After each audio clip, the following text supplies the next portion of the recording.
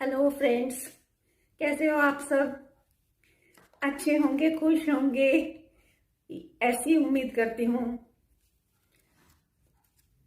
अक्सर फ्रेंड्स हम सभी ये चाहते हैं कि हमारी पर्सनैलिटी जगत में बहुत अच्छी हो, बहुत नाम हो हमारा, हमें कोई बुरा ना कहे, है ना। बहुत अच्छी इमेज बना के रखना चाहता है हर कोई। लेकिन फिर भी सबकी तो नहीं बन पाती ना अच्छी इमेज। तो उसका कारण क्या है जो हमें अंदर ही अंदर चुभती रहती है कांटे की तरह, और हम दुखी बने रहते हैं। सब कुछ होते हुए भी हमारे पास हम दुखी बने रहते हैं। क्या कारण है? कभी सोचा कि इसका कारण कहीं ना कहीं हम खुद हैं? हम खुद इसके जिम्मेदार हैं। क्यों? क्योंकि हमारी पता है क्या आदत है, हम दूसरे की तरफ तो उंगली उठाते हैं और ये भूल जाते हैं कि एक उंगली दूसरे की तरफ उठाने से चार उंगली हमारी तरफ जाती हैं। तो इट्स बेटर कि अगर हम एक उंगली वहां ना उठाकर यहाँ उठा लें तो हमारी सारी उंगलियां यहाँ हो जाएंगी। तो मतलब कि सारे दोष हम में से हट करके और हमारे अंदर से सारे गुण प्रकट हो जाएंगे। ये बहुत बड़ा एक अपनी पर्सनैलिटी को इम्प्रूव करने का रीजन है।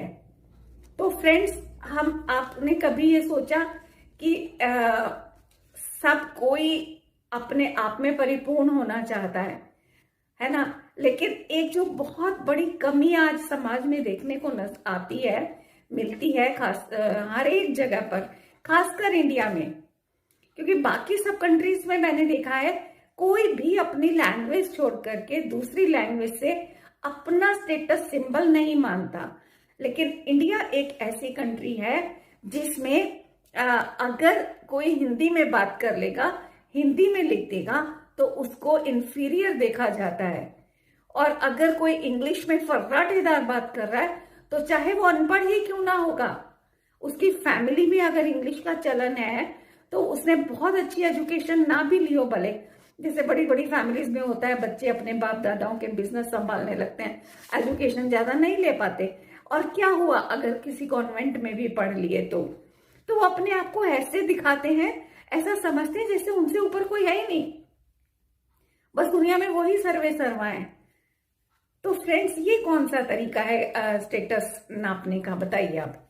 अरे अगर कोई हिंदी मीडियम में पढ़ा है, इससे ये तो नहीं सिद्ध हो जाता ना कि वो अनपढ़ है।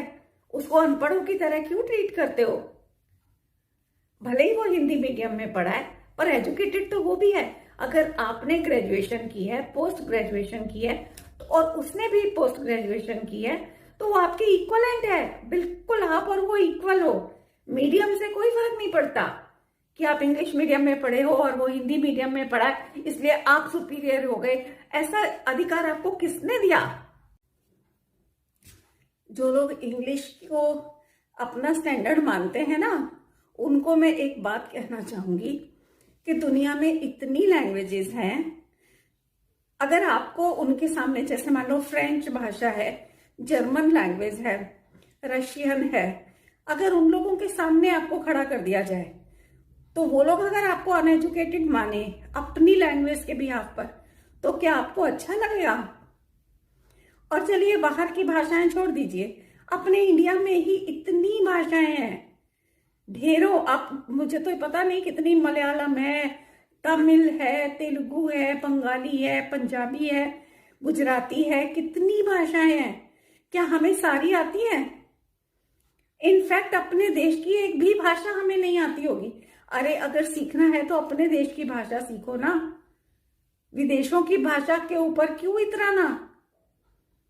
कोई दम है क्या उसमें? तो वो लोग, अगर, मेरा कहना यह है कि अगर वो लोग आपको अनएजुकेटेड डिक्लेयर कर दें तो आपको कैसा लगेगा? सेम चीज आप उन हिंदी मीडियम वालों के बारे में सोचिए कि आपने जो उनको एक लेबल दे दिया है अनएजुकेटेड होने का, गंवा रहे हैं, ये तो पढ़े लिखे ही नहीं है, एक सिर्फ इंग्लिश के बूते पर।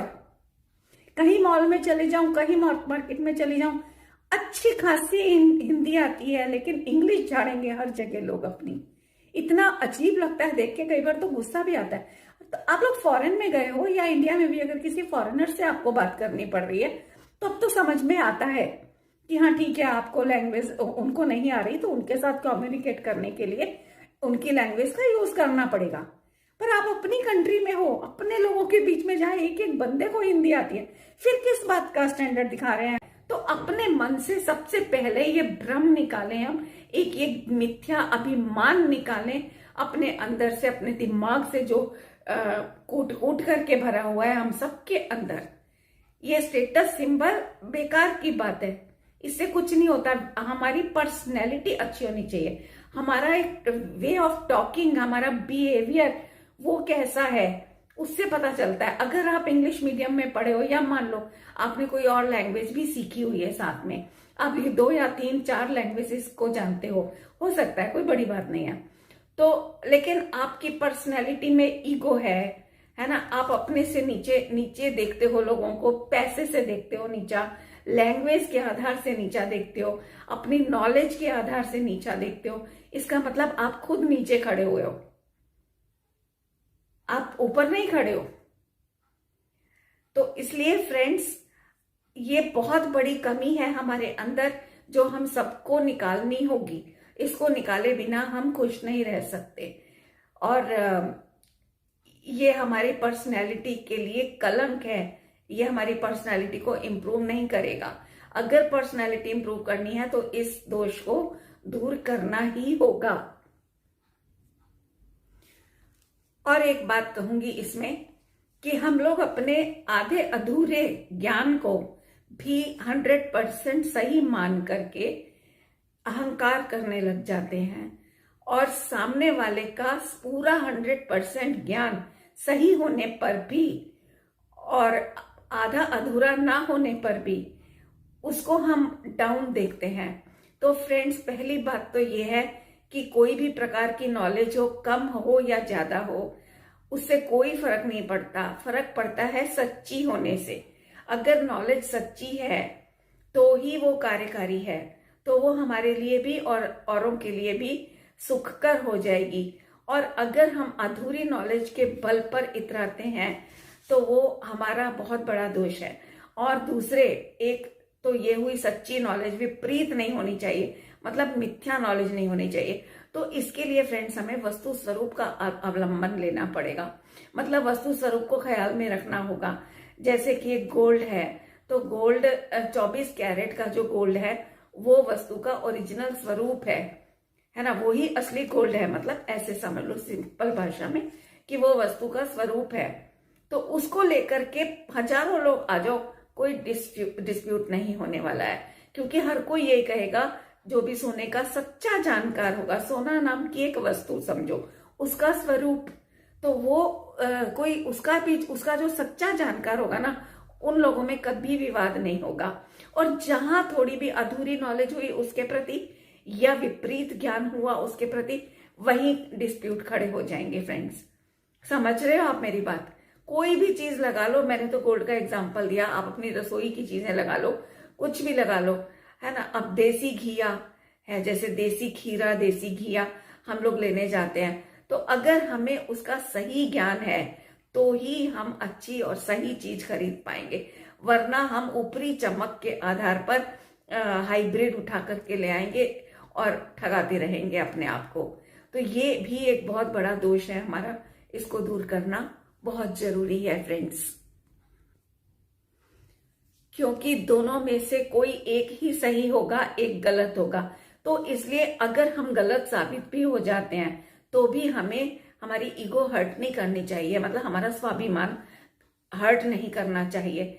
और हम अपनी अधूरी नॉलेज के दम पर दूसरे को गलत साबित करने पर क्यों लगे रहते हैं? क्यों नहीं पहले हम ये परीक्षा कर लेते कि कहीं हम भी तो गलत नहीं हो सकते हैं? उसको गलत साबित कर रहे हैं किस आधार पर? तो वस्तु स्वरूप जो है वो एक बहुत बड़ा बेस है सही साबित करने का अपने को। दूसरे को तो हमें गलत साबित करना ही नहीं है, हमें तो वस्तु को सही और गलत साबित करके उसके आधार से अपने ज्ञान को सही और गलत साबित करके, गलत ज्ञान है तो उसको सुधारना है, सही है तो उसके आधार पर शांति और विनम्रता रखनी है। क्योंकि सही ज्ञान जो है वो अहंकार नहीं लाता। अगर अहंकार आ रहा है इसका मतलब हमारे ज्ञान में कहीं ना कहीं गलतपना है, अधूरापना है। इसलिए दोनों में से कोई एक सही होगा, कोई एक गलत होगा ही होगा, ये पहले से अपने माइंड में सेट करके चलें। क्योंकि और दूसरी बात फ्रेंड्स, दूसरों के आधार से कि दुनिया हमारे बारे में क्या सोचती है, उनके माइंड के हिसाब से अपने मन में अपनी इमेज ना बनाए कभी भी। क्योंकि हमें कोई दूसरा जान ही नहीं सकता, हम खुद जान सकते हैं। दूसरा कोई हमारे शब्द पकड़ सकता है, हमारी बाहर से की गई शरीर की कोई क्रिया को देख सकता है, मे भी वो गलत हो सकती है। क्योंकि सबसे बड़ी बात होती है हमारी इंटेंशन। कई बार क्या होता है, इंटेंशन बिल्कुल सही होने पर भी शब्दों का चयन हर कोई नहीं कर पाता, तो वो शब्दों के बोलने में चूक जाता है, या बहुत अच्छे मन से भाग भाग कर कुछ काम करेगा किसी के लिए, और बाई चांस उसके लिए वो विपरीत पड़ जाए तो भी तो वो गलत साबित हो जाता है। लेकिन वो गलत नहीं होता, उसकी इंटेंशन से अगर देखोगे तो वो कभी भी गलत नहीं होगा। एक देखिए कोर्ट भी होता है ना। आज तो एक व्यक्ति अगर किसी को कोई अगर सामने अपराध करता दिखता है और उसको उस अपराध से रोकने के लिए उसको गोली भी चलानी पड़ जाती है, मान लो उस अपराधी पर, तो वो मर जाता है मान लो, तो भी कानून उसको सजा नहीं देता है गोली चलाने वाले को। क्योंकि उसको ये पता होता है कानून को कि इसने इंटेंशनली गोली नहीं चलाई, वो बहुत बड़ा क्राइम करने जा रहा था। उस क्राइम के होने पर जो गलत हो जाना था उसको रोकने के लिए उसको गोली चलानी पड़ी, तो कोर्ट उसको कभी भी सजा नहीं देगा। और इसी प्रकार एक डॉक्टर है, वो ऑपरेशन टेबल पर अगर उससे कोई पेशेंट मर भी जाता है तो भी डॉक्टर को वो दी जाती है, फीस दी जाती है उसकी, क्योंकि वो इंटेंशन उसकी पेशेंट को बचाने की थी, मारने की नहीं थी डॉक्टर की इंटेंशन। इसलिए उसको उस इंटेंशन के बेसिस पर फीस दी जाती है। ये नहीं कहा जाता कि तूने हमारा मरीज मार दिया तो हम तुम्हें किस बात की फीस दें। तो मेरा कहना है कि इंटेंशन देखनी चाहिए हमें सामने वाले की। ये बात हमें अपने ऊपर भी लागू करनी है और दूसरों के ऊपर भी। अपने ऊपर ऐसे कि हम अपने बारे में दूसरों के दिमाग से अपनी इमेज ना बनाए, वरना डिप्रेशन आएगा। आज डिप्रेशन का यही कारण है, क्योंकि हम अपने पर्सनैलिटी को तो इम्प्रूव करने की कोशिश करते नहीं है। दूसरों ने जो कह दिया उसके बेसिस पर अपने बारे में सोचने बैठ जाते हैं, हम तो ऐसे हैं, हम तो वैसे हैं। तो ये चीज हमारे लिए घातक हो जाती है। और इसी प्रकार दूसरों के लिए भी, कोई दूसरा कैसा है, क्या कर रहा है, अगर उससे कुछ हमारे विपरीत कार्य भी हो जाता है या वचन कुछ ऐसा मुंह से निकल जाता है जो हमें बुरा लग जाता है, या अपशब्द ही निकल गया, मतलब अपशब्द नहीं कहूंगी यहाँ पर, कुछ कठोर निकल गया, या तो ये सोचो कि उसकी इंटेंशन क्या थी। हो सकता है वो व्यक्ति अपनी किसी मजबूरी में परेशान हो, कोई उसके साथ समस्या गुजर रही हो, तो समस्या के कारण वो परेशान हो सकता है। कोई उसको अंदर ही अंदर शरीर में वेदना हो सकती है, उसके कारण वो बौखलाया हो सकता है। तो किसी भी उसकी परेशानी के कारण वो अगर ऐसा बोल गया या कुछ कर गया तो उसकी इंटेंशन तो ऐसी नहीं थी ना, हमें ये सोचना चाहिए। और सपोज अगर उसकी इंटेंशन गलत थी भी हमारे लिए, तो भी उसकी गलत इंटेंशन का फल तो वो ही भुगतेगा ना। हम उसके प्रति अपना मन मैला करके हम क्यों अपने परिणाम बिगाड़ें, है ना फ्रेंड्स। तो ये बहुत बड़ी बातें हैं जिनको अपने जीवन में अपना लिया तो पर्सनैलिटी निखर जाएगी और दुनिया में ना चाहते हुए भी हमारी वाहवाही हो जाएगी, है ना। और फ्रेंड्स, जो झूठे और धोखेबाज लोग होते हैं ना, उनकी कंपनी करने से बचें। पहले अपने दिमाग को, मतलब अपने कान और आंख, इनको हमेशा खुले रखें दुनिया में, मुंह बंद करके रहें। जहां जितना मुंह ज्यादा चलेगा ना, उतना आपकी पर्सनैलिटी में दोष लगेगा और आप बुराई के भागीदार बन जाओगे। इसलिए मुंह बंद रखें और कान और आंख खुले रखते हुए दिमाग का इस्तेमाल करें और परख करें कि कौन व्यक्ति सही है, कौन बुरा है ना। उसके हिसाब से आप, अगर आपके आसपास मान लो ज्यादा लोगों की भीड़ ऐसी है जो आपको परखने से लगता है कि ये झूठे हैं, धोखेबाज हैं, है ना, और आपको उन सब में एक या दो तीन व्यक्ति अगर सच्चे लगते हैं, आपके हितैषी लगते हैं, तो इट्स बेटर कि आप उनकी संगति छोड़कर उन 2-3 की संगति करें, वो आपको लाभकारी होंगे। मतलब गलत दिशा में जो लोग जा रहे हैं, उनकी उस भीड़ से बचने के लिए आप अकेले चले या एक दो का साथ लेकर चलें तो वो ज्यादा अच्छा है। ये बातें पर्सनैलिटी को निखारने के लिए बहुत जरूरी हैं फ्रेंड्स। और मैं ये कहना चाह रही थी कि एक और चीज होती है हमारे जीवन में कि कोई एक चीज है, जैसे उसके ऊपर सपोज कि कोई साड़ी ही है, मान लो हम साड़ी लेने गए, हमें कोई साड़ी पसंद आ गई, वहां पर और भी कस्टमर बैठे हैं, उनको भी वो साड़ी पसंद आ गई। तो अब आप बताओ, चीज तो एक ही है, अब उस पर नजर है दो या तीन की, तो अब किस मिलेगी? तो एक ही को ना। तो उसके लिए हम कितना अफसोस, मान लो हमारे उसको बुक करने से पहले दूसरे कस्टमर ने उसको बुक कर दिया, एकदम से उसने बोल दिया कि ये मेरी फाइनल है, तो दुकानदार तो उसी को देगा। आप उसकी एक्स्ट्रा कीमत देना चाहोगे तब भी वो नहीं देगा। तो फ्रेंड्स, ऐसे में हम दुखी होते रहते हैं। मेरे खुद के साथ कई बार ऐसा होता है। मैं मार्केट जाती हूँ, अगर मैंने कोई चीज देखने के लिए निकलवाई और इतने में कोई दूसरा कस्टमर भी आ गया, उसकी नजर पड़ी, तो वो एकदम से उसने भी कहा मुझे ये पीस दिखाना, मैं फौरन उसके लिए ओके कर देती हूँ। मतलब बोल देती हूँ कि इसको एक साइड में रख लो भैया, मैं अभी देख के बताती हूँ, ऐसे बोल देती हूँ। तो मुझे, क्योंकि मुझे ये लगता है इतनी प्यारी चीज है ये, कहीं ये दूसरा व्यक्ति ना ले जाए। और अगर गलती से मैं चूक गई और वो व्यक्ति ने कह दिया कि जी ये मैंने रखी हुई है अपने लिए, तो फिर मुझे अफसोस होता है कई बार। तो इस चीज से हमें बचना है। मैं बहुत सोचती हूँ कई बार क्या हो जाता है उस चीज से, अगर वो मेरे पास आ भी जाती तो क्या होता? एक सिर्फ मन का सेटिस्फेक्शन ही तो होता ना, कि हाँ मैं इतनी प्यारी चीज ले आई। वो कुछ भी हो सकता है, कपड़ा, बर्तन, शो पीस, ज्वेलरी, कुछ भी हो सकती है वो चीज। तो हमें इस चीज से बचना है। और दूसरे क्या होता है कि हम लोग इच्छा होती है ना फ्रेंड्स, कभी नहीं पूरी होती है। इच्छा का गड्ढा कभी नहीं भरता। इसमें जितना ईंधन डालोगे ना उतना ही वो खाली दिखता जाएगा, कभी नहीं भरता। तो कहते भी है ना, हम खाना खाने बैठे, हमारा पेट तो भर गया लेकिन मन नहीं भरा। मन नहीं भरा का मतलब इच्छा नहीं भरी, और की डिमांड करती रहती है, ये इच्छा कहो या मन कहो। तो इससे बचना है हमें, ये कभी पूरी नहीं होगी। इसलिए जितना है उतने में सेटिस्फाई रहना सीखें। ज्यादा की होड़ में, अब आप देखो जैसे किसी के पास अभी एक साइकिल भी नहीं हो सपोज, तो वो जब पैदल चलता है ना या बसों में धक्के खाता है, तो उसको लगता है काश मेरे पास एक साइकिल तो हो, और लकीली उसके पास साइकिल आ जाती है, वो खरीद लेता है। तो उसके बाद वो जब स्कूटर वाले को देखता है, टू व्हीलर वाले को, तो फिर उसका मन बेचैन हो जाता है। जिस साइकिल के लिए वो सालों से तरस रहा था और जिसके मिलने पर उसकी खुशी का पारावार नहीं था, आज उसी साइकिल से उसको सेटिस्फेक्शन नहीं हो रहा है, उसको स्कूटर चाहिए। अब फिर स्कूटर आ जाता है तो स्कूटर में भी और एडवांस स्कूटर, फिर स्कूटर से कार आ गई, कार से भी उसको और एडवांस और महंगी वाली कारें चाहिए, बड़ी कार चाहिए, छोटी में फिर उसको तसल्ली नहीं होती। तो ये जो हमारी इच्छाएं है ना, इन पर काबू होना बहुत जरूरी है। ये सोचना चाहिए कि अरे कार ही तो है, सड़क पे चलने से मतलब है। हम बसों में धक्के नहीं खा रहे, हम साइकिलों पे धक्के नहीं खा रहे, ऑटोस में नहीं धक्के खा रहे, रिक्शों में नहीं जा रहे। एक हमारे पास कार तो है, कितनों के पास तो बेचारों के पास टू व्हीलर स्कूटर तक नहीं है, सोचो। तो ऐसा सोचें हम, तो कभी भी हम दुखी नहीं होंगे फ्रेंड्स। हमारी पर्सनैलिटी इंप्रूव होगी। मैं आपको इंटरनल गुणों की बात बता रही हूं, एक्सटर्नल तो जो है वो भाग्य के अधीन है। आप एड़ियां रगड़ रगड़ के थक जाओगे, अगर आपके भाग्य में नहीं होगा तो आप कुछ भी नहीं हासिल कर पाओगे।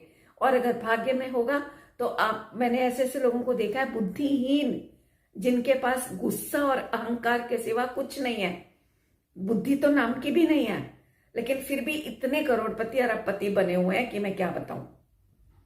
तो ये सब भाग्य की, कहते हैं ना हाथ का मैल है, बाहर का सारा वैभव, तो वही बात है। तो फ्रेंड्स, इन सब से अपने आप को बचा के रखिए। दुनिया में जो भी चीजें हैं हमारे पास उपलब्ध, उनमें हम खुश रहना सीखें। अगर हमने मन में इतनी सी भी कल्पना कर ली ना फ्यूचर की, तो समझो कि हमारा वर्तमान का आनंद खत्म हो गया। तो ये हमारी पर्सनैलिटी को निखारने के कुछ पॉइंट्स मैंने आपके साथ आज डिस्कस किए। उम्मीद है आप लोग जिनके अंदर इनमें से कोई भी कमी है उसको दूर करेंगे, जिनमें नहीं है वो उसको आने ना दें अपने अंदर, और गुणों को और बढ़ाएं। फिर मिलते हैं अगली वीडियो में और नए पॉइंट्स के साथ में। नमस्कार।